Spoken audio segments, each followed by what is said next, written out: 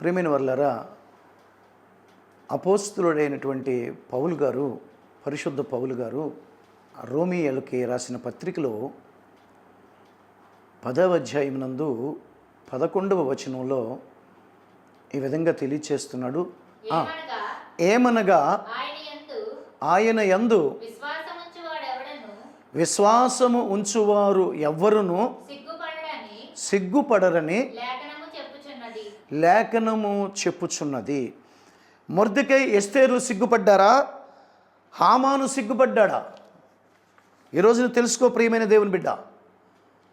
Mordecai ఎస్తేరులని గ్రంథంలో చూస్తున్నాం కదా, వాళ్ళు సిగ్గుపడ్డారా? వాళ్ళ విశ్వాసము వారిని ఏమైనా సిగ్గుపరిచిందా?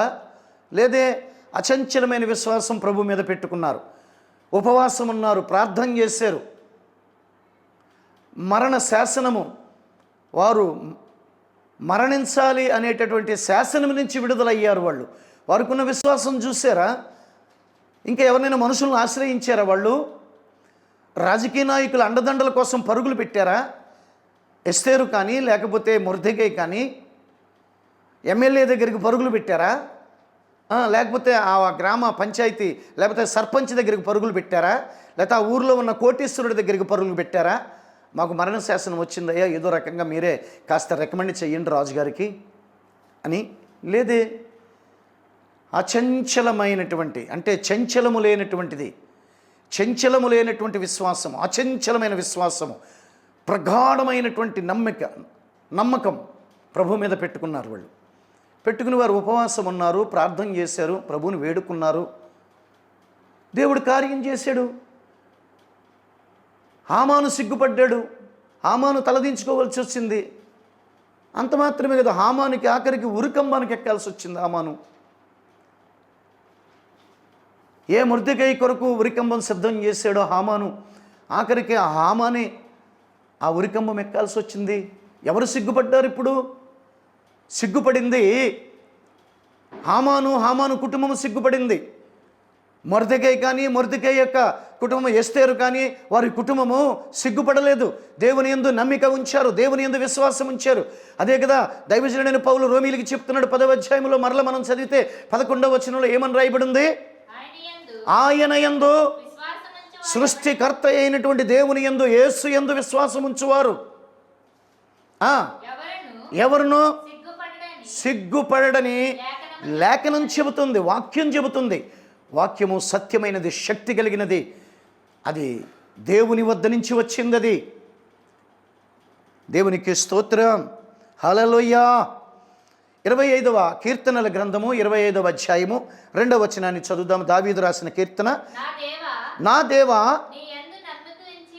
నీ యందు నమ్మిక ఉంచి ఉన్నాను, నన్ను సిగ్గుపడనీయకుము. దేవునికి స్తోత్రం. దావీదు ప్రార్థన చేస్తున్నాడు. 25వ కీర్తన 2వ వచనంలో మనం చదువుతున్నాము. నా ప్రియమైనటువంటి దేవుని బిడ్డలారా, చదువుకు వెళ్ళిపోవడం కాదు, విని విడిచిపెట్టడం కాదు. నా దేవా, నా ప్రభువా, నా సృష్టికర్త, నా దైవమా, నా యేసు, నీ యందు నమ్మిక ఉంచి ఉన్నాను, నన్ను సిగ్గుపడనీయకము. సిగ్గుపడనిచ్చాడండి? దావీదుని సిగ్గుపడనిచ్చాడా? గొల్యాదు ఎదుట దావీదు సిగ్గుపడ్డాడా, లేకపోతే గొల్యాదు సిగ్గుపడ్డాడా? దావీదు ఎదుట ఎలుగుబంటి సిగ్గుపడిందా, దావీదు సిగ్గుపడ్డాడా? సింహం సిగ్గుపడిందా, లేకపోతే దావీదు సిగ్గుపడ్డాడా? దేవునికి స్తోత్రం కలుగునుగాక. నా ప్రియమైనటువంటి దేవుని బిడ్డలారా, యేసుక్రీస్తు ప్రభులు వారు శరీరధారిగా ఉన్నప్పుడు అనేక ప్రాంతాలకు వెళుతూ అనేకులకు స్వస్థతలు చేస్తూ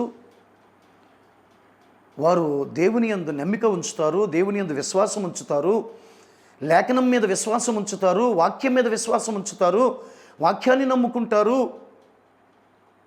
వాక్యాన్ని నమ్ముకుని ఏర్పరచబడిన దేవుని సన్నిధానాలకు వెళుతూ ఉంటారు.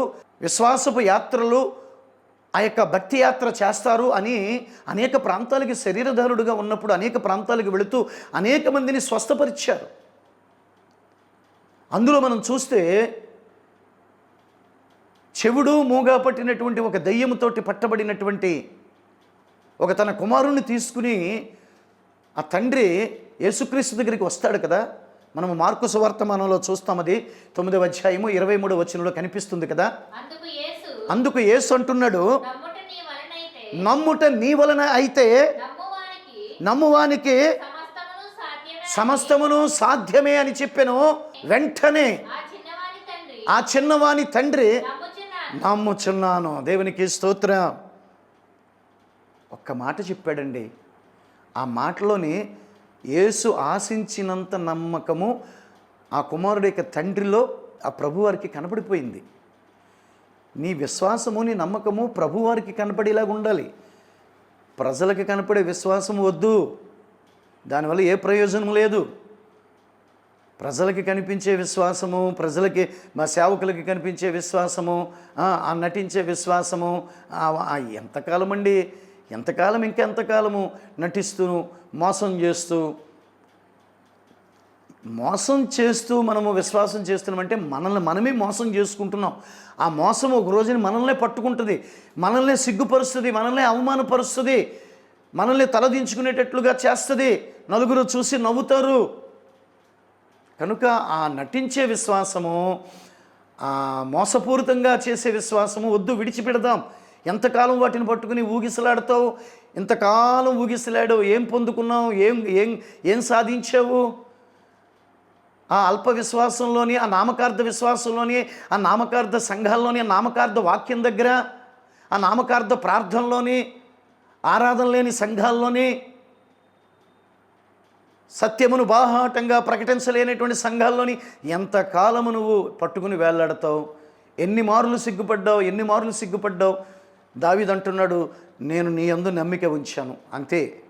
ఆ నమ్మిక ప్రభుకి కనపడింది. నీ యందు నేను విశ్వాసం ఉంచాను, అంతే. ఆ విశ్వాసం ప్రభుకి కనపడింది. ఇక్కడ కూడా చెవుడు మూగా పట్టుకున్నటువంటి దెయ్యము వాడు పుట్టిన నాటి నుంచి వాడిని చంపాలని చూస్తూ ఉంది.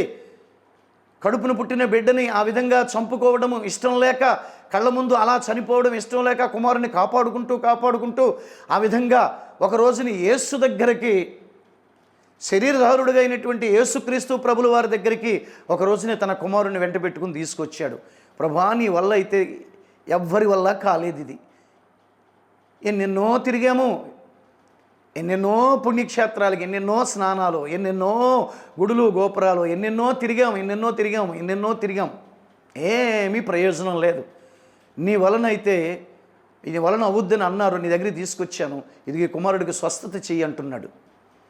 ప్రభువారు అన్నారు ఒకటే మాట, నమ్ముచున్నావా? నమ్ముట నీ వలనైతే నమ్మిన వానికి సమస్తము సాధ్యమే. ప్రియ సహోదరి సహోదరుడా, ఈ మాటని ఎన్ని సంవత్సరాల నుంచి నువ్వు వింటున్నావు? ఈ వాక్యాన్ని ఎన్ని సంవత్సరాల నుంచి వింటున్నావు? నమ్ముట నీ వలనైతే అని ప్రభువారు నీతోటే అంటున్నాడు. నమ్ముట నీ వలనైతే నువ్వు ఎన్ని సంవత్సరాల నుంచి భక్తి జీవితం చేస్తున్నావో, ఎన్ని సంవత్సరాలుగా నువ్వు నామకార్థంలో ఉండిపోయావో, ఎన్ని సంవత్సరాలుగా అల్ప విశ్వాసంలో, అల్పమైన నమ్మకంలో ఉండిపోయావో, ప్రభు నీతో మాట్లాడుతున్నాడు. నమ్ముట, ఆ పరిపూర్ణమైన నమ్మకము, ఆ సంపూర్ణమైన నమ్మకము, దేవుడు ఆశించిన నమ్మకము, దేవుడు ఆశించిన విశ్వాసము నీలో ఉంటే కనుక, నమ్ముట నీ వలనైతే నమ్మిన నీకు సమస్తము సాధ్యం చేస్తాను. వెంటనే సాధ్యపరిచి చూపించలేదా? తర్వాత ఎప్పుడో నువ్వు నీ నమ్మకానికి నీ నమ్మకానికి బదులుగా 1 సంవత్సరం పోయాక 2 సంవత్సరాలు పోయాక నీ కొడుకు పట్టిన దెయ్యం వదిలిపోద్దులే ఎల్లు అన్నాడా? లేదే. మరి నమ్ముతున్నావు, ఎన్ని సంవత్సరాలు అయిపోయింది, నమ్ముతున్నావు, విశ్వాసం అంటున్నావు, నాకు విశ్వాసం ఉందంటున్నావు, నాకు నమ్మకం ఉందంటున్నావు, ఎన్ని సంవత్సరాలు సాగిపోయింది నీ భక్తి జీవితము? ఎందుకు ఇంకా తిష్ట వేసి కూర్చున్నాయి ఇంట్లో సమస్యలు? ఎందుకు ఆ యొక్క అనేకమైనటువంటి చీకటి శక్తులు ఎందుకు ఏలుబడి చేస్తున్నాయి? ఎందుకు అనేక రోగాలు వేలుబడి చేస్తున్నాయి? ఎందుకు అనేక సమస్యలు ఏలుబడి చేస్తున్నాయి? అవి ఎందుకు నేను విడిచిపెట్టి వెళ్ళట్లేదు? ఆలోచించుకోవాలి నా ప్రియమైన సహోదరి సహోదరుడా. చూడండి, మనం చదివేం అక్కడ 25వ వచనాన్ని కూడా చదివితే అక్కడ ఏమని ఉంటుంది? జనులు గుంపు కూడి యేసయ్య చూచి, మోగ చెవిటి దెయ్యమా, వానిని వదిలిపొమ్ము,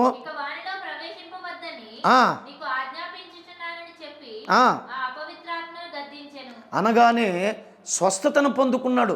ఆ అపవిత్రాత్మ నుంచి విడుదల పొందుకున్నాడు. ఆ దురాత్మ శక్తి నుంచి, ఆ దయ్యపు శక్తుల నుంచి, ఆ చేతబడి శక్తుల నుంచి, ఆ చెల్లంగు శక్తులు, ఆ బాణామతి శక్తులు, ఆ కాశ్మోర ప్రయోగాలు, దుష్ట మంత్ర శక్తులు ప్రయోగాలు, ఆ దుర్మార్గులు కట్టిన కట్లు, వాటి నుంచి ఒక్కసారిగా విడుదల ఇస్తాడు విశ్వాసము నీలో ఉంటే.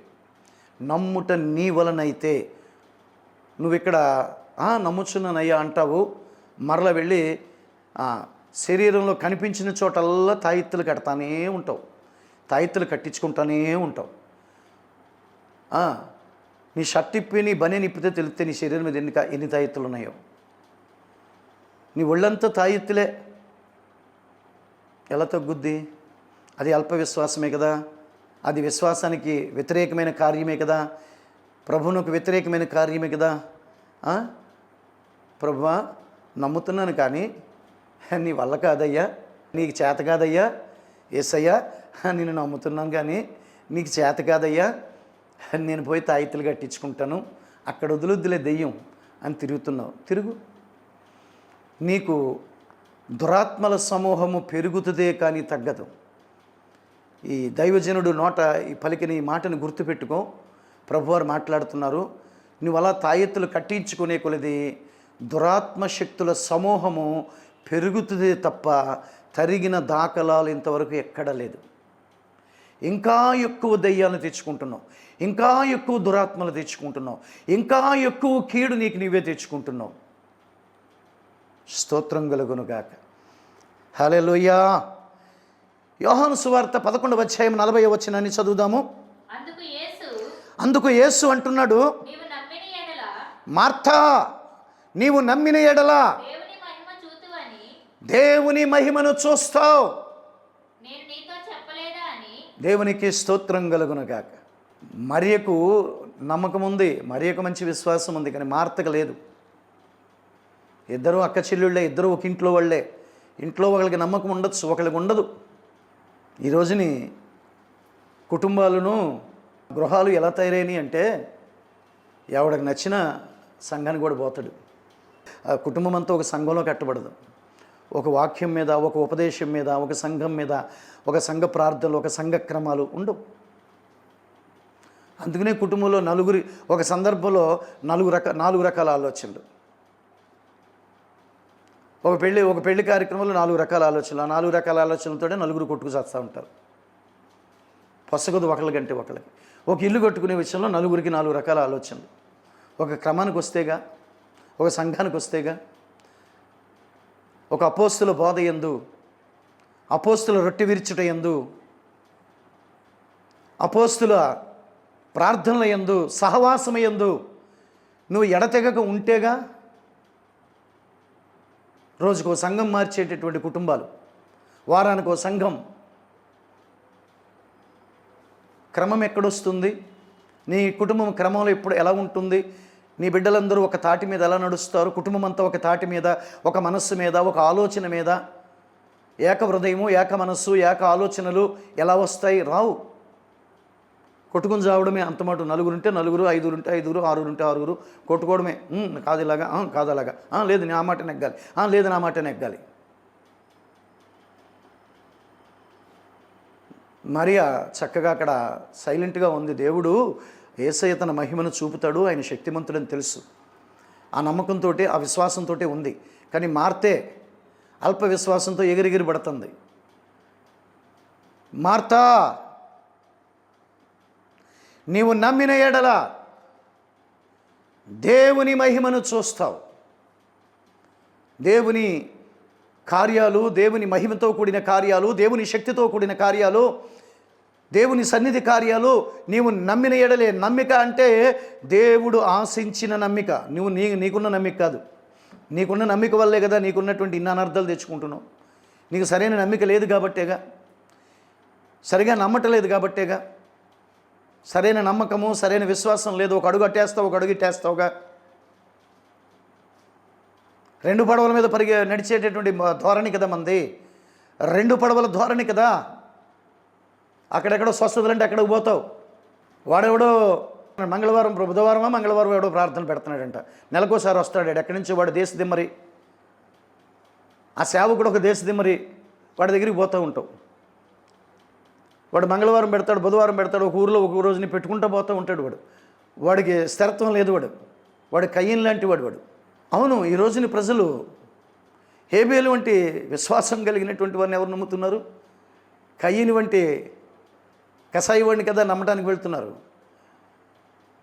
కయ్యని వంటి కసాయి వాడిని కదా, హేబేలు వంటి గొర్రెని కాదు, హేబేలు వంటి సాత్వికం కలిగిన వాడిని కాదుగా నమ్మేది. కయ్యని వంటి కసాయి వాడిని నమ్ముతారు. కయ్యన్ లాంటి ఒకసారి ఎక్కడో పెడతాడు. ఆ ఊరు చివర బైపాస్ రోడ్డుల్లోని స్థలాలు అద్దెకి తీసుకుని పెద్ద టెంట్లు వేసి పెడతాడు. వాడికి ఏంటంటే, నువ్వు ఫీజు ఎంత? 10,000 రూపాయలు ఫీజు, అడిగి ఎంట్రన్స్ ఫీజు. సంఘంలో 100 రూపాయలు ఇవ్వడానికి ఏడుస్తావు. సంఘంలో స్థానిక సేవకుడికి నీ కొరకు ఉపవాసాలుండి, స్థానిక సేవకుడు సంఘ కాపరి ఉపవాసాలుండి కడుపు కట్టుకుని తన కుటుంబంలో ఉన్నా లేకపోయినా, చాలినా చాలకపోయినా, తన కుటుంబంలో కరువు వెళ్ళబోస్తున్నా దిగమింగుకొని ఆ బాధని, ఆ అవసరాలని అన్నిటినీ దిగమింగుకొని నీ కొరకు, నీ కుటుంబ సభ్యుల కొరకు, నీ కుటుంబంలో వివాహాల కొరకు, నీ కుటుంబంలో నీ బిడ్డలకి చదువుల కొరకు, వారి ఉద్యోగాల కొరకు, నువ్వు ఇల్లు కట్టుకోవడం కొరకు, నీకు అనారోగ్యం పాలైతే నీకు స్వస్థత కలగడం కొరకు, అప్పులు పాలైతే అప్పుల నుంచి నువ్వు బయటికి రావడం కొరకు అహర్నిశలు ఉపవాసం ఉండి కడుపు కట్టుకుని కన్నీరు కారుస్తూ ఆ ప్రభు పాదాల దగ్గర పడి ఏడుస్తున్న సంఘ కాపరికి 100 ఇవ్వడానికి ఏడుస్తావు నువ్వు. వాడెవడో దేశదిమ్మరు ఒకడు నెలకొకసారి పెడతాడంట. నెలకొకసారి పెడతాడంట. బైపాస్ రోడ్లంటా తిరుగుతూ ఉంటాడు. వాడు ఊళ్ళోకి రాడు, బైపాస్ రోడ్లంటా తిరుగుతాడు. వాడికి 10,000 ఫీజు కట్టడానికి వెళతావు నీవు. పైన దేవుడు చూస్తున్నాడు. నీవు స్థానిక సంఘ కాపరికి అన్యాయం చేసి దేశదిమ్మరిగా తిరుగుతున్నటువంటి అద్భుతాలు చేస్తానంట దేశాలు పట్టుకు తిరుగుతున్నాడు దేశదిమ్మరి. కయ్యన్ లాంటి కాపరి దగ్గరికి వెళ్ళి, సేవకుడి దగ్గరికి వెళ్ళి నువ్వు 10,000 కడతావు. పైన చూస్తున్నాడు. దానికి ప్రతిఫలంగా శాపాన్ని ఇస్తాడు, కానీ ఆశీర్వాదం రాదు. స్థానిక కాపరికి నువ్వు అన్యాయం చేసి, స్థానిక కాపరిని మోసం చేసి, స్థానిక కాపరి యొక్క కళ్ళు గప్పి వాడి మీద నలిపి పాడేసిన 10 రూపాయల కాగితాలు పాడేసి నువ్వు 10,000 రూపాయలు పెట్టుకెళ్ళి బైపాస్ రోడ్లో కోటాలు పెడతాడు చూడు. వాడికి ఇస్తున్నావు. వాడు దేశదిమ్మరి. ఊరూరా కోటాలు పెట్టుకుంటా పోతాడు. వాడు దేశదిమ్మరి. వాడికి నీలాగా అక్కడికి వచ్చేటటువంటి వేల కొలది మంది ఒక్కొక్కడు 10,000 ఇస్తే వాడు ఎంత కోటీశ్వరుడు అయ్యాడు. అందుకనే కదా అంత బహిరంగంగా అంత స్థలం తీసుకుని అన్ని ఏర్పాట్లు చేసి పెట్టగలుగుతున్నాడు. మీ దగ్గర దోచుకున్న డబ్బే కదా, గొర్రెల దగ్గర పిండేసిన డబ్బులే కదా. నా ప్రియ సహోదరుడా, కళ్ళు తెరవాలి. కళ్ళుండి వారు గుడ్డివారైతిరి అని ప్రభు వాక్యం చెబుతుంది. కళ్ళుండి వారు గుడ్డివారైతిరి, చెవులుండి వారు వినకపోతిరి, నోరుండి వారు మోగవారైతిరి. పరుగులు పెడుతున్నావు ఎక్కడికో ఎవడో ఒకడేమో క్యాలెండరీని దేవుడి పాట 1,00,000 రూపాయలు అంటాడు ఒకడు. ఆ 1,00,000 రూపాయలు పాడుకోవడానికి ఎగబడుతున్నారు పిచ్చెక్కిన విశ్వాసులు. వాళ్ళని విశ్వాసులు అనాలా, పిశాసులు అనాలా? ఒక క్యాలెండరీ మొదటి పాట దేవుని పాట 1,00,000 రూపాయలు, 5 లక్షలు, 10 లక్షలు. ఏ వెర్రితనంలోకి విశ్వాసులు పోతున్నారో మనం గుర్తుపట్టాలి. దేవునికి స్తోత్రం. యేసయ్య అంటున్నాడు, నీవు నమ్మితే, విశ్వాసముంచితే దేవుని మహిమను చూస్తావు.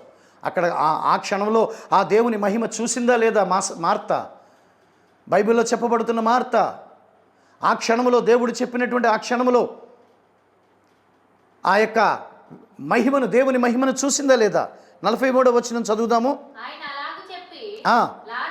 లాజరు బయటికి రమ్మని బిగ్గరగా చెప్పగా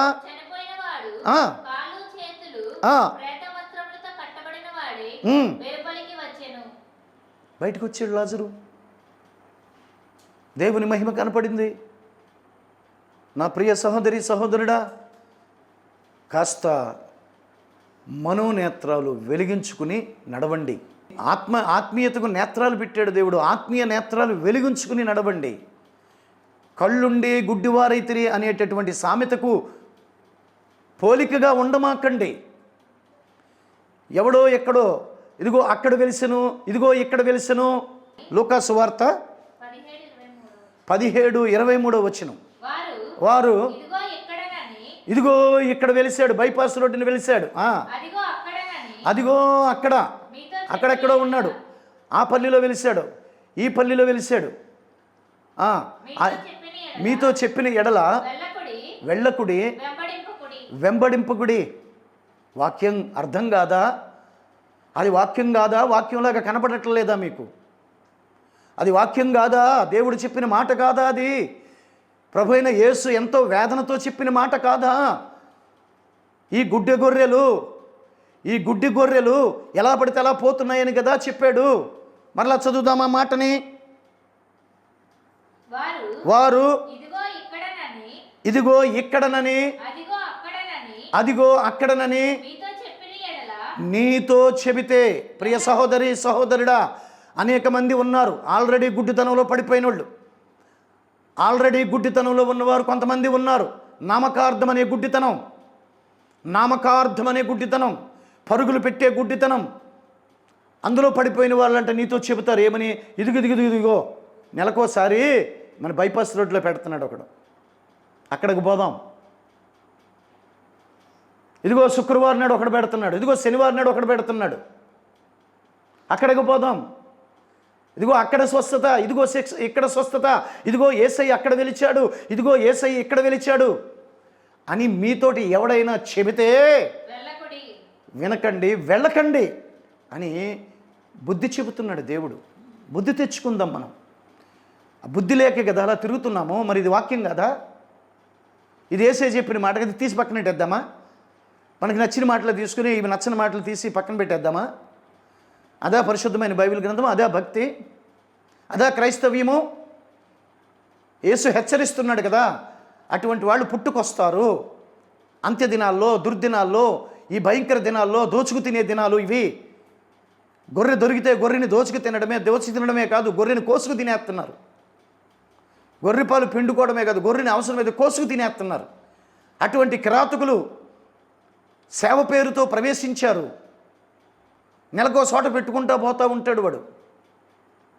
వాడు స్థానికుడు అవుతాడా? నీ కుటుంబం గురించి తెలిసిన వాడు అవుతాడా? నువ్వు కళ్ళెదుట రోజు నీ కుటుంబం గురించి ప్రార్థన చేసే సేవకుడు ఏమైపోయాడు? ప్రియ సహోదరి సహోదరుడా, అద్భుతమైనటువంటి కార్యం అక్కడ దేవుడు చేసి చూపించాడు. నీ యందు గొప్ప విశ్వాసం ఉండాలి. అపోస్తుల వలె వాక్యమును ధైర్యముగా ప్రకటించే చోట నువ్వు ఉండాలి. మనలో ఉన్నటువంటి దోషాలని సరిదిద్దే చోట నువ్వు ఉండాలి. మనలో ఉన్నటువంటి తప్పిదాలని వాక్య రూపంలో దేవుడు విమర్శిస్తున్న చోట నువ్వు ఉండాలి. మనలో ఉన్న అపరాధాలను ఎత్తి చూపించే వాక్యపు స్థలంలో నువ్వు ఉండాలి. అప్పుడే కదా నువ్వు సరిచేయబడతావు. అప్పుడే కదా నువ్వు చక్కటి విశ్వాసిగా మారుతావు, భక్తిపరుడుగా మారుతావు. వాళ్ళు చెప్పారు, ఆ పక్కింటి ఆవిడ చెప్పింది, ఈ పక్కింటి ఆవిడ చెప్పింది, ఆ ఎదురింటి ఆవిడ చెప్పింది, వెనకింటి ఆవిడ చెప్పింది, ఇదిగో అక్కడ పోదాం, ఇక్కడికి పోదాం, ఈ బైపాస్ రోడ్డు, ఆ బైపాస్ రోడ్డు అంటే నీకున్నదంతా దోచేస్తాడు. నీకు చక్కగా గుండు కొడతాడు. గుండు కొట్టి సున్నబొట్లు పెడతాడు. తర్వాత నువ్వే ఊరేగాలి. ఆడు ఊరేగించడానికి ఆటోమేటిక్గా నువ్వే ఊరేగాలి. అలా దోచుకు తినేస్తున్నారు. వాక్యములోనే శక్తి ఉంది. నువ్వు విశ్వసిస్తే వాక్యములోనే స్వస్థత ఉంది, వాక్యములోనే అద్భుతాలు ఉన్నాయి, వాక్యములోనే అన్ని ఆశ్చర్య కార్యాలు ఉన్నాయి, వాక్యములోనే స్వస్థత కార్యాలు ఉన్నాయి. వాక్యమే వాక్యమే వాక్యమే దేవుడై ఉన్నాడు. వాక్యాన్ని పట్టుకోగట్టిగా, వాక్యం మీద విశ్వాసం ఉంచు. వాక్యపు విశ్వాస వాక్తోటి భక్తి చెయ్యి, వాక్యపు యాత్ర చెయ్యి, వాక్యాన్ని చేతబుచ్చుకో. యెషయా ప్రవచన గ్రంథంలో 65వ అధ్యాయం 16వ వచనాన్ని చదువుదాము. తనకు ఆశీర్వాదము కలగవలెనని కోరువాడు నమ్మదగిన దేవుడు తన్ను ఆశీర్వదింపవలెనని కోరుకుంటాడు. నమ్మదగిన దేవుడు తన్ను ఆశీర్వదించాలని కోరుకుంటాడు. ఎవడో ఇస్సాక్ అయ్య వెలిశాడు బైపాస్ రోడ్లోని, ఎవడో ఆ అయ్య వెలిశాడు, ఈ అయ్య వెలిశాడు. నా ప్రియమైన దేవుని బిడ్డలారా, దేవుని పేరు చెప్పి దోచుకు తింటున్నటువంటి సేవకులు, వాళ్ళ దగ్గర కాదు నువ్వు ఉండాల్సింది, వాళ్ళని కాదు నమ్ముకోవడం. ఇప్పుడు యేసయ్య మీద విశ్వాసము నమ్మకము తగ్గిపోయి ఇప్పుడు సేవకుల మీద నమ్మకం విశ్వాసము. పలానా అయ్యగారు హైదరాబాద్ నుంచి వస్తారు, ఒక అయ్యగారు ఎక్కడి నుంచి అమలాపురం నుంచి వస్తాడు, ఒక అయ్యగారు వచ్చి శుక్రవారం పెడతాడు ఒక చోట, ఒక అయ్యగారు వచ్చి శనివారం పెడతాడు ఇంకొక చోట. నా ప్రియమైన దేవుని బిడ్డలారా, అయ్యగారుల సేవ వద్దు, అయ్యగారుల సేవ వద్ద నీవు ఉండవద్దు. యేసయ్య దగ్గర నీవు ఉండాలి. దేవునికి స్తోత్రం కలుగునుగా. హల్లెలూయా. యేసయ్య దగ్గర ఉండాలి, యేసయ్య గారి దగ్గరికి రావాలి. మనుషుల రూపంలో ఉన్న అయ్యగారుల సేవ, అయ్యగారుల యొక్క భక్తి చేసినంతకాలం క్షీణించిపోతూనే ఉంటావు నువ్వు. అయ్యగారును భజన చేసినంతకాలము నీ స్థితి క్షీణించిపోతూనే ఉంటుంది. ఎందుకంటే అది శాపము. మనము సేవించవలసింది సృష్టికర్త అయిన యేసయ్యను. దేవునికి స్తోత్రం. తనకు ఆశీర్వాదము కలగవలనని కోరుకొనువాడు నమ్మదగిన దేవుడు తన్ను ఆశీర్వదింపవలనని కోరుకొనును. నమ్మదగిన దేవుడు తన్ను ఆశీర్వదించాలని కోరుకుంటాడు. దేవునికి స్తోత్రం. హల్లెలూయా. నా ప్రియ సహోదరి సహోదరుడా, మనోనేత్రాలను తెరుచుకుని వెళ్ళండి. కళ్ళుండి గుడ్డి అయిన గొర్రెలు గుడ్డి గొర్రెల్లాగా నడవమాకండి. లూకాసు వార్తలో మనం విన్నాం కదా, వారు అక్కడున్నాడు, ఇక్కడ వెలిశాడు, ఇక్కడికి ఒక అయ్యగారు వచ్చారు, అక్కడికి ఒక అయ్యగారు వచ్చారు అని పిలుస్తారు మిమ్మల్ని. వెళ్ళమాకండి. అది మీరు మరింతగా క్షీణించిపోవడమే తప్ప రాణించడం అనేది ఉండదు పొరపాటున కూడా. అలా జరిగితే దేవుడు ఎందుకు అనేక స్థానిక గ్రామాలలోని, స్థానిక పట్టణాల్లోని, స్థానిక నగరాలలోని ఎందుకు దేవుడు అనేకులను దర్శించి సేవకు పిలిచి వీరు నమ్మదగిన వారిని సేవను అప్పగించి నమ్మకమైన సేవను చేయించుకుంటున్నాడు? దేవునికి స్తోత్రం. దేవుడు వెక్కిరింపబడడు. ప్రియ సహోదరి సహోదరుడా, కీర్తనల గ్రంథంలో దావీదు రాసినటువంటి 25వ అధ్యాయంలోనే 3వ వచనాన్ని చదువుదాము.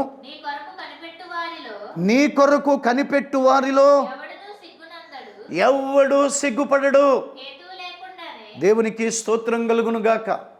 హల్లెలూయా.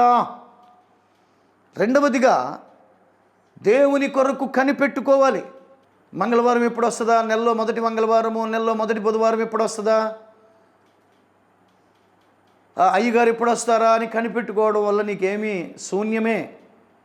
దేవుని యందు కనిపెట్టుకుని ఉండాలి, దేవుని కొరకు కనిపెట్టుకుని ఉండాలి. నీ కొరకు కనిపెట్టుకుని వారిలో ఎవ్వరూ సిగ్గుపడరని వాక్యం చెబుతుంది, నేను చెప్పట్లే. యోబు గ్రంథంలో ఒక మాట ఉంటుంది, చదువుదాం. 7వ అధ్యాయం 2వ వచనము. కూలి నిమిత్తము కనిపెట్టుకొను కూలివాని వలెను యోబు గారు తాను పోగొట్టుకున్నవి తిరిగి నేను పొందుకుంటానని నా ఆశభంగము కాదని కనిపెట్టుకొనుచున్నాడు. దేవునికి స్తోత్రం కలుగునుగాక. కూలి నిమిత్తము కనిపెట్టుకుని వాని కూలివాని వలె, అది ఆ ఉపమానము అలా పోల్చబడింది. కూలివాడు తన కూలి కొరకు కనిపెట్టుకుని ఉంటాడు కదా. ఈరోజు కూలి పనికి వెళితే, ఈరోజు నాకు కూలి ఇవ్వబడద్ది, నాకు కొంత కూలి నా చేతికి వస్తుంది, కూలి నేను కూలి పనికి వెళితే అని కనిపెట్టుకుంటాడు కదా అని దాన్ని పోలుస్తున్నాడు. అంటే ప్రతిఫలం ఇచ్చు వాని కొరకు మనము కనిపెట్టుకుని ఉండాలి. ప్రతిఫలం ఇచ్చేవాడు సృష్టికర్త అయిన ప్రభు. ప్రతిఫలం ఇచ్చేవాడు బైపాస్ రోడ్డుల్లోని అమలాపురం నుంచి వచ్చి, లేకపోతే అక్కడి నుంచి వచ్చి, ఇక్కడి నుంచి వచ్చి గొర్రెల దగ్గర దోచుకుని వెళ్ళేటటువంటి వాడు కాదు. నా ప్రియమైనటువంటి దేవుని బిడ్డలారా, యేసయ్య కొరకు కనిపెట్టుకుని ఉండాలి.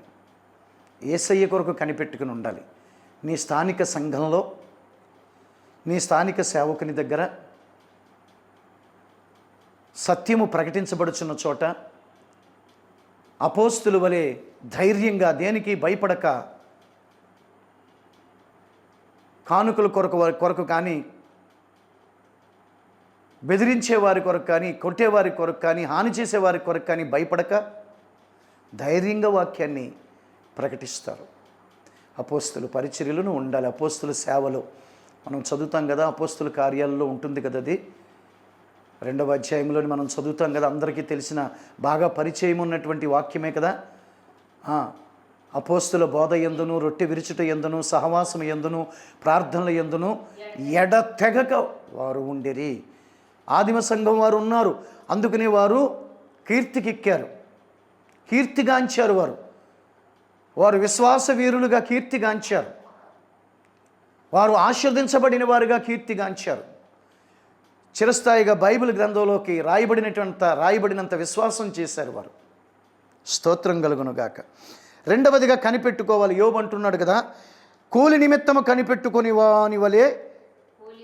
కూలివాని వలె యోబు గారు తాను పోగొట్టుకున్నవి తిరిగి నేను పొందుకుంటాను అని, నా ఆశభంగము కాదని కనిపెట్టుకొనుచున్నాడు.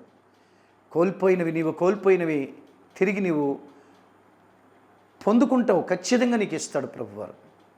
ఎస్, నీవు పొందుకొందువుగాక, నా ప్రభువు నీకు ఇచ్చునుగాక, కోల్పోయినవన్నీ తిరిగి నీకు వచ్చునుగాక. ఆమేన్. అంత మంచి ప్రేమ కలిగిన దేవుడు. కనిపెట్టుకుని ఉండాలి. ప్రభువు ఇచ్చే వరకు ప్రభు కొరకు కనిపెట్టుకుని మంచి భక్తి చేస్తూ, నాణ్యమైన భక్తి చేస్తూ, నాణ్యమైన ప్రార్థనలు చేస్తూ, నాణ్యమైన వాక్యం దగ్గర, కల్తీ లేనటువంటి వాక్యం దగ్గర, కల్పితం లేనటువంటి వాక్యం దగ్గర, సత్యమును ఇచ్చేటటువంటి వాక్యం దగ్గరను ఉండాలి. కనిపెట్టుకుని ఉండాలి. కనిపెట్టుకుని ఉండుట భక్తి జీవితంలో ఒక అద్భుతమైన అనుభవం. అది కనిపెట్టుకుని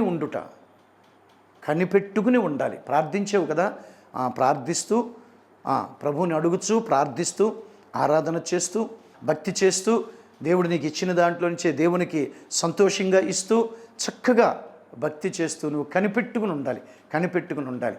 ఆ ఉపదేశంలోనికి నడిపించబడుతూ, వాక్యానుసారంగా జీవిస్తూ కనిపెట్టుకుని ఉండాలి. దేవునికి స్తోత్రం. సామెతల గ్రంథంలోని ఒక మాట చదువుదాం. 23వ అధ్యాయము 18వ వచనం. నిశ్చయముగా ముందుగతి నీకు రానే వచ్చునుగాక. ఆమేన్. దేవాది దేవుడు సేవకుని ద్వారా నీతో మాట్లాడుతున్నాడు. నిశ్చయముగా ముందుగతి నీకు రానే వచ్చును. ఏదైతే నష్టపోయావో, ఏదైతే కోల్పోయావో, ఏదైతే పోగొట్టుకున్నావో, ఏదైతే నీ దగ్గర నుంచి తొలగిపోయిందో, నీ దగ్గర ఉన్నది కరిగిపోయిందో, తిరిగి నిశ్చయముగా నీవు ముందుగతి నీకు రానే వచ్చును. ఎప్పుడో తెలుసా? నువ్వు కనిపెట్టుకుని ఉండుట ఒక మంచి భక్తి జీవితంలోని ఒక మంచి అనుభవం. అది నా ప్రియ సహోదరుడా, నిశ్చయముగా నీకు ముందుగతి వస్తుంది. నీవు కనిపెట్టుకుని ఉండు. ఆయన కొరకు నువ్వు కనిపెట్టుకుని ఉంటే ముందుగతి వస్తుంది. నీ సిగ్గును తొలగిస్తాడు. ఏ ప్రాంతంలో, ఏ స్థలములో అయితే, ఏ ప్రదేశంలో అయితే, ఏ వీధిలో అయితే, ఏ పేటలో అయితే, ఏ గ్రామంలో అయితే, ఏ పట్టణంలో అయితే, ఏ గృహంలో అయితే నువ్వు తలదించుకున్నావో అక్కడే నిన్ను తల ఎత్తుకునేటట్లుగా చేస్తాడు. ముందుగతి నీకు రానే వస్తుంది. యాకోబు పత్రికలో కూడా ఒక మాటను చదువుదాం. 5వ అధ్యాయము, అపోస్తులుడైన యాకోబు పత్రిక 5వ అధ్యాయం 7వ వచనాన్ని చదువుదాం. సహోదరులారా, ఓపిక కలిగి ఉండండి. చూడుడి, వ్యవసాయకుడు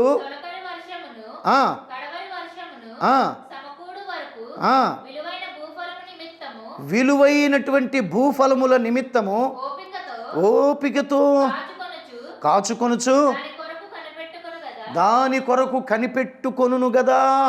ఈ మంచి మాట చక్కగా నువ్వు అర్థం చేసుకుంటే హృదయంలో నాటుకుంటుంది. ఇది ఓపికతోటి కనిపెట్టుకుని ఉండండి సహోదరులారా అని చెప్పి అపోస్తలుడైనటువంటి యాకోబు చక్కటి ఒక ఉపదేశపు సందేహాన్ని ఉపమానముతోటి మనకు అందిస్తున్నాడు. నా ప్రియ సహోదరి సహోదరుడా, వ్యవసాయం చేసే వ్యవసాయకుడు కడవరి వర్షము తరువాత భూమి నుంచి వచ్చేటటువంటి ఆ విలువైన ఫలముల నిమిత్తము ఓపికతో కాచుకొనుచు దానిని కనిపెట్టును కదా. ఇలా విత్తనం విత్తిన వెంటనే కొడవలు వచ్చి తయారైపోతాడా? కోసేద్దాం వచ్చేస్తుందా? ఇలా విత్తనం విత్తిన వెంటనే వచ్చేస్తుందండి. నా ప్రియమైన సహోదరి సహోదరుడా, దానికి వర్షం కురవాలి, ఆ వర్షపు నీరును తాగాలి. నా ప్రియమైన దేవుని బిడ్డలారా, కాలువ ద్వారా, ఆ నదుల ద్వారా, కాలువల ద్వారా వచ్చే నీటిని అది త్రాగాలి. నువ్వు వేసేటటువంటి ఎరువుని అది స్వీకరించాలి, అది ఎదగాలి. అదొక కాలపరిమితి ఉంది కదా. ఒక పంటకి ఇన్ని రోజులు అని కాలపరిమితి ఉంది కదా. వరేస్తే ఇన్ని రోజుల్లో వస్తుంది, అది గోధుమలు వేస్తే ఇన్ని రోజుల్లో వస్తాయి. ఇలాగా ప్రతిది పంటకి ఇన్ని రోజులకి పంట చేతికి వస్తుందని ఉంది కదా, ఫలిస్తుందని. మరి ఆ రైతు ఎంత ఓపికతోటి కనిపెట్టుకుంటూ ఆ పంట చేతికి వచ్చే వరకు కనిపెట్టుకుంటూ ఓపికతో ఉండడా? ఏసీ ఛానల్ అయింది రావట్లేదా అని దాన్ని వెళ్ళి కోసేస్తాడా? కోసేస్తే వచ్చేస్తుందా? లేకపోతే వెళ్ళి దాన్ని దున్నించేస్తాడా? ఏంటి ఏసీ 20 రోజులు అయిపోయింది, 30 రోజులు అయిపోయింది, నెల అయిపోయింది, 2 నెలలు అయిపోయింది, ఏసీ ఏమి రావట్లేదు, ట్రాక్టర్ తీసుకొచ్చి దున్నించేస్తాడా? అలా చేయడు. ఓపిక లేనటువంటి క్రైస్తవులు అలాగా చందనాడుకుంటారు. వారు పాడు చేసుకుంటారు. వారు చేతులారు వారి ఆశీర్వాదాలు వారే పాడు చేసుకుంటారు. ఓపిక లేనివారు, కనిపెట్టుకుని ఉండలేనివారు. నా ప్రభు అంటున్నాడు, ఎవరైతే ఓపికతోటి సహనంతో కనిపెట్టుకొనొచ్చు వారి భక్తి జీవితము నాణ్యమైన భక్తి జీవితం సుమండి. నామకార్థ భక్తి జీవితాన్ని నువ్వు ఎన్ని వేల సంవత్సరాలు కనిపెట్టుకుని ఉన్నా కానీ ఫలితము శూన్యమే. నామకార్థ వాక్యము, నామకార్థ ప్రార్థన, నామకార్థపు ఆరాధన, నామకార్థ సంఘము, ఎన్ని సంవత్సరాలైనా కూర్చోను అక్కడ. 38 సంవత్సరాలు కూర్చున్నాడు ఒకడు, శూన్యం. అంతే అదే ఉపమానము. నువ్వు అర్థం చేసుకోగలిగితే దేవుడు చక్కగా నీకు వివరించి చెబుతున్నాడు. నా ప్రియ సహోదరి సహోదరుడా, దేవుడు ఆశించినటువంటి ఆ నాణ్యమైన భక్తి చేస్తూ ఆత్మల భారం కలిగినటువంటి సంఘము దగ్గర, సేవకుల దగ్గర సంఘభారము, ఆత్మభారము, ఆత్మల యొక్క ఆశీర్వాదపు భారము, ఆత్మల సంరక్షణ భారము, ఆత్మలను ప్రభు ఎదుట నిలవబెట్టాలనే భారము, పరలోకమునకు వీరిని కొనిపోవాలి, తీసుకుని వెళ్ళాలనే భారము, గట్టి గింజలుగా మార్చాలనే భారము కలిగినటువంటి సేవ దగ్గర, అటువంటి వాక్యం దగ్గర, అటువంటి సన్నిధి దగ్గర, అటువంటి సంఘం దగ్గర నువ్వు ఉంటే కనుక కనిపెట్టుకుని ఓపికతోటి, విశ్వాసంతో, ఓపికతోటి, సహనంతో ఉంటే నా ప్రభు చెప్పమన్న మాటే, నా ప్రభు చెబుతున్న మాటే, సిగ్గుపడనియ్యడు. దేవునికి స్తోత్రం కలుగునగా. హల్లెలూయా, దేవునికి స్తోత్రం. నా ప్రియ సహోదరి సహోదరుడా, కీర్తన 31వ కీర్తన 17వ వచనాన్ని, నీకు మొర్రపెట్టి ఉన్నాను, నన్ను సిగ్గు నొందనీయకము, సిగ్గు పడనీయకము. మన దేవునికి ప్రార్థన చేసిన ఎడల నిన్ను సిగ్గుపడనీయడు. ఆమేన్. ప్రార్థన కావాలి.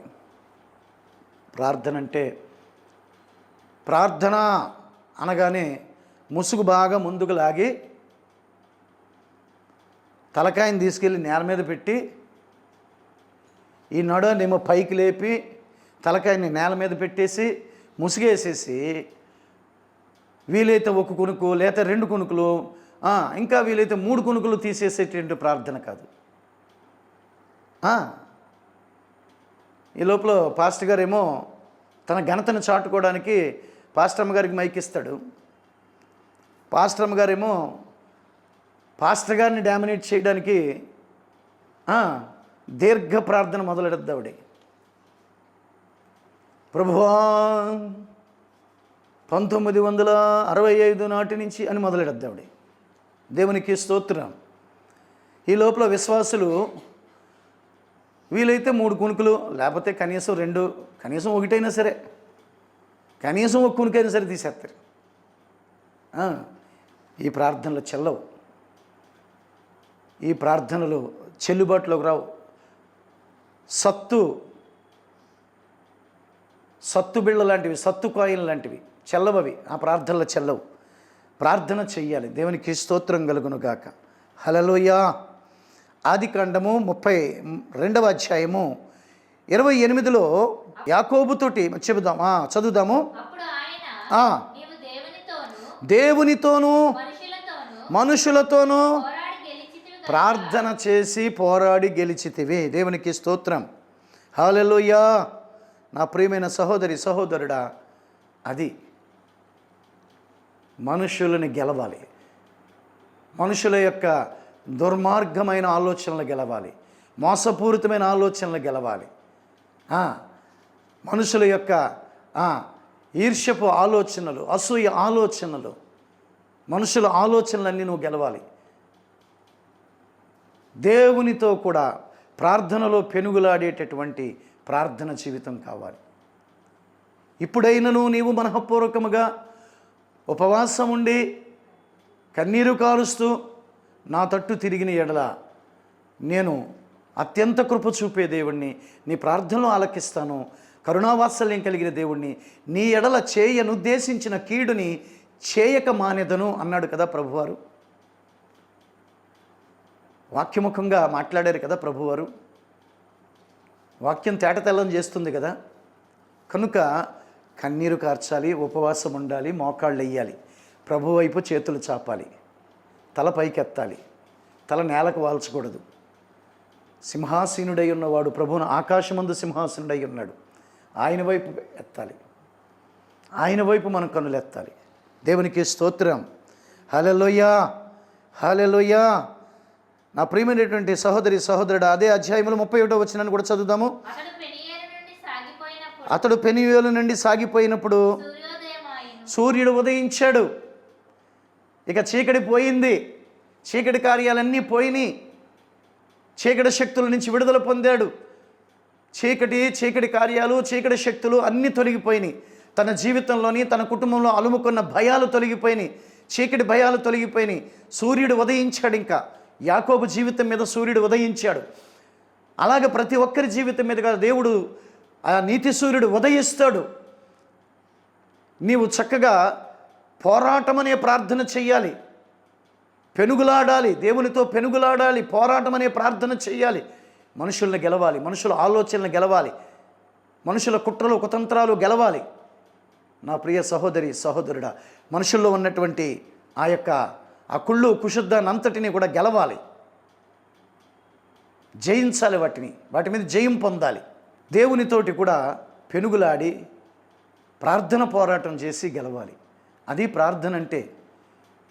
ఉపవాసం ఉండాలి, కన్నీరు కార్చాలి, మనఃపూర్వకమైన ప్రార్థన అవ్వాలి. నీ మనస్సు ప్రభు వైపుకి పూర్తిగా మళ్ళించబడాలి, నీ మనస్సు ప్రభువు మీద పూర్తిగా నిలిచి ఉండాలి. అది ప్రార్థన. 90 ఆలోచనలు పెట్టుకుని నువ్వు కళ్ళంట ధారాళంగా కన్నీరు కార్చేస్తా ఏడ్చినా ఉపయోగం ఉండదు. అన్నా చూసారా, మనఃపూర్వకమైన ప్రార్థన, సన్నిధానానికి వెళ్ళి అలాగ మనసులో పోరాడుతూ పెనుగులాడుతూ ప్రభుతోటి పెనుగులాడుతూ పోరాడుతూ కన్నీరు కారుస్తూ దుఃఖిస్తూ ప్రార్థన చేసింది కదా, ప్రతిఫలం కలగలేదా? దేవుడు అన్యాయస్తుడు కాదు ప్రియ సహోదరి సహోదరుడా. నేను ప్రకటిస్తున్న యేసు అన్యాయస్తుడు కాదు. నేను ప్రకటిస్తున్నటువంటి దేవాది దేవుడు అన్యాయస్తుడు కాదు, పక్షపాతి కాదు. ఆ విధంగా ప్రార్థన చెయ్యాలి. ప్రార్థన చేస్తే తప్పనిసరిగా నిన్ను సిగ్గుపడనివ్వడు. ప్రార్థన జీవితం ఉండాలి. 1 విశ్వాసం ఉండాలి, 2 ఓపికతో సహనంతో కనిపెట్టుకుని ఉండాలి, 3వది ప్రార్థన జీవితం కలిగి ఉండాలి. ప్రార్థన జీవితం కలిగి ఉంటే నీవు సిగ్గుపడవు. ఒకవేళ నీలో ప్రార్థన లేక సిగ్గుపడుతున్నావేమో, ప్రార్థన మరిచిపోయావేమో, ప్రార్థన విడిచిపెట్టావేమో, ప్రార్థన పూర్తిగా నీ జీవితంలో కనిపించటం లేదేమో, ప్రార్థన కోల్పోయేవేమో. గుర్తుపెట్టుకో ప్రియ సహోదరి సహోదరుడా, కేవలం ఒక నిమిషం ప్రార్థన అలాగ మోకరించామన్న పేరుకి ఒక నిమిషం ప్రార్థన చేసి లెగిసిపోతున్నావేమో. నీ ప్రార్థన ధూపమయ్యి ధూపంగా మారి ప్రభు సన్నిధానానికి వెళ్ళాలి, సింహాసనాన్ని కదిలించాలి. దేవునికి స్తోత్రం కలుగునుగాక. యెషయా ప్రవచన గ్రంథంలోని 29వ అధ్యాయము 22వ వచనాన్ని చదువుదాము. అందుచేత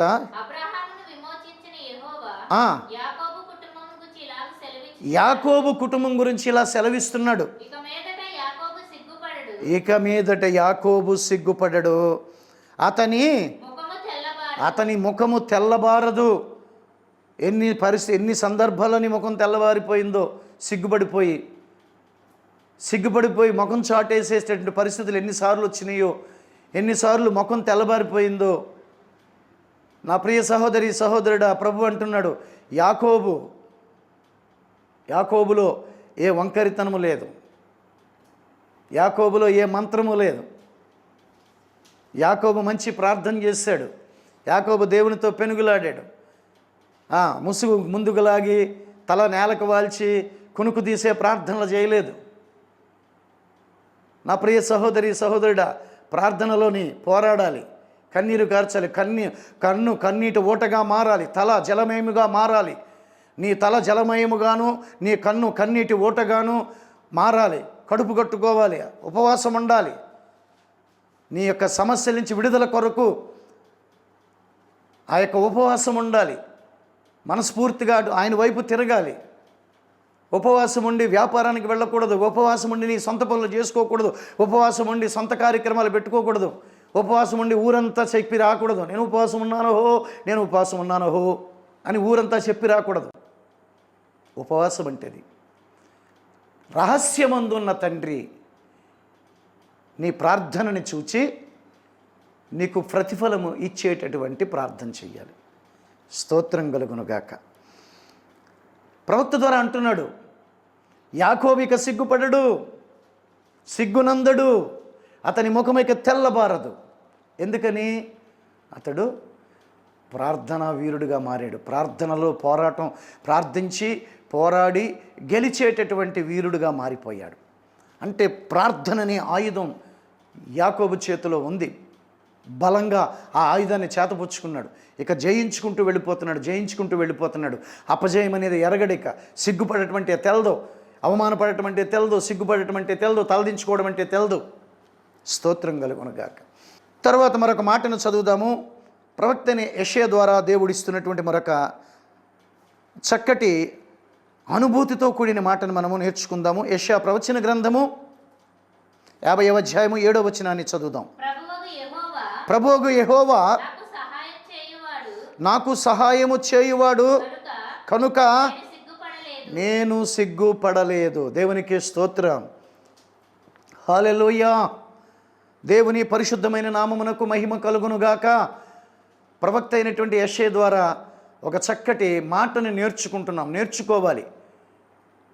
నేర్చుకున్నటువంటి పాఠములను హృదయములో స్థిరపరచుకోవాలి, మనసులో నింపుకోవాలి, తిరిగి స్మరణకు తెచ్చుకోవాలి, నెమరు వేసుకుంటూ ఉండాలి, స్మరణకు తెచ్చుకుంటూ ఉండాలి, ధ్యానిస్తూ ఉండాలి. ఒక మంట పుట్టాలి, వాక్యం యొక్క మంట పుట్టాలి మనలో. ఆ వాక్యపు నెరవేర్పు మనలో జరుగుతూ వస్తుంది. వాక్యమే దేవుడై ఉన్నాడు కనుక వాక్యాన్ని మనం అలా నింపుకుంటే మనము ప్రభువుని నింపుకున్నట్లే. నా ప్రియ సహోదరి సహోదరుడా, ప్రభువు యెహోవా నాకు సహాయము చేయువాడు కనుక నేను సిగ్గుపడలేదు. ప్రభువు యెహోవా సహాయము చేయువాడు. ఎంత గొప్ప నిరీక్షణ! దేన్ని చూపిస్తుంది? నిరీక్షణను చూపిస్తుంది. నాకు ప్రభువు యెహోవాయే, ఆ దేవుడే, ఆ యేసయ్యే సాయం చేస్తాడు.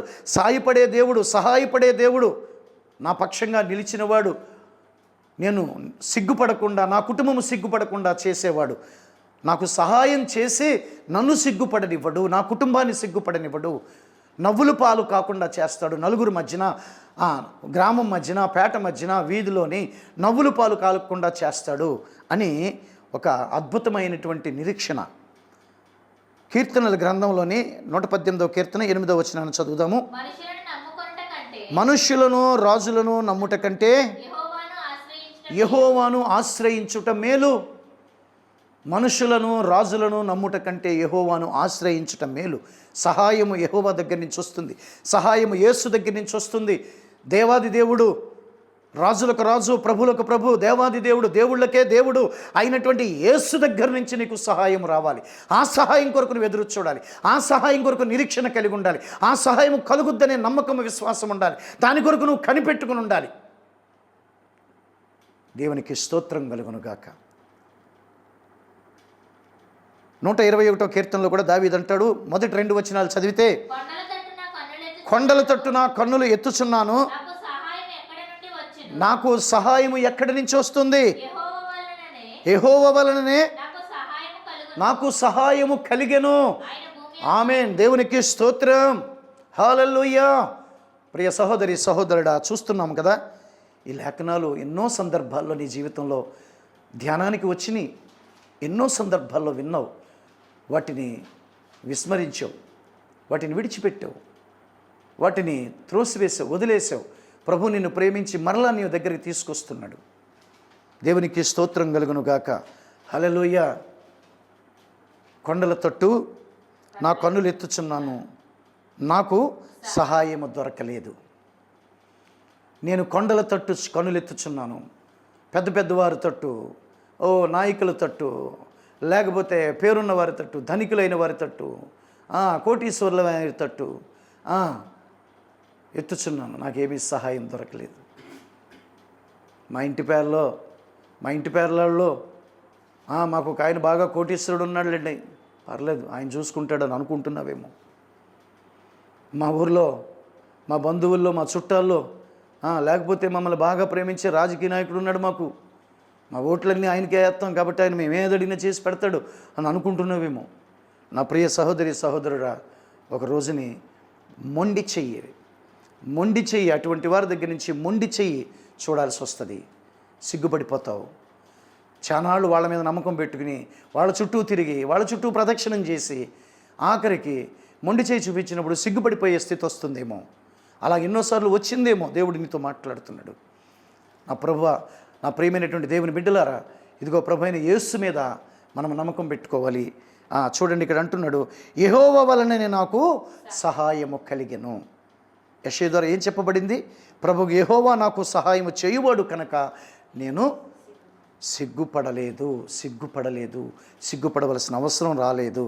దేవునికి స్తోత్రం కలుగునుగాక. 4 విషయాలు విన్నాం. మొదటి విషయం ఏంటండి? నమ్ముట వలన నమ్మకము, అసలు సిసలైన విశ్వాసము నమ్మకము కలిగి ఉండటం వల్ల మనల్ని సిగ్గుపడనివ్వడు. రెండవది కనిపెట్టుకోవాలి, ఓపికతో సహనంతో కనిపెట్టుకోవటం వల్ల మనం సిగ్గుపడనం. మూడవదిగా ప్రార్థన చేయటం వల్ల సిగ్గుపడం. నాలుగవదిగా దేవుడే మనకి సహాయం చేయువాడు. మనుషులను నమ్మి పలుమార్లు నువ్వు మోసపోతివి అని బైబిల్ చెప్తుంది కదా. రాజులను మనుషులను నమ్ముట కన్నా యెహోవాని ఆశ్రయించటం మేలు అని వాక్యం చెబుతుంది కదా.